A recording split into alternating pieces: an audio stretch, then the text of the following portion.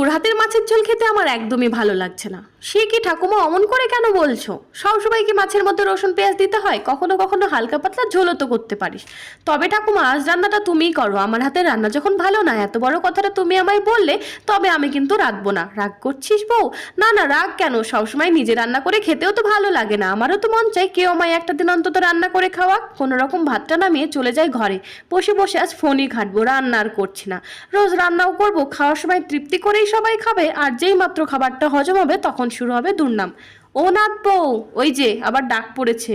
আয় শিগগিরই রান্নাটা কর, খেয়ে যে আবার আমায় বাড়ি ফিরতে হবে। না ঠাকুমা, আজকে রান্নার দায়িত্বটা আমি একদমই নিতে পারবো না।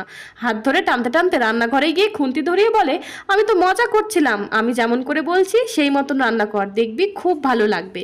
আমার শাশুড়ির মায়ের হাতের এই মাছের কাসন পোড়া খেয়ে দেখ। বাহ ঠাকুমা, আমি তো সত্যিই মাছ রাঁধতে পারতাম না, আজকে রান্নাটা যেন মুখের স্বাদই বদলে দিল।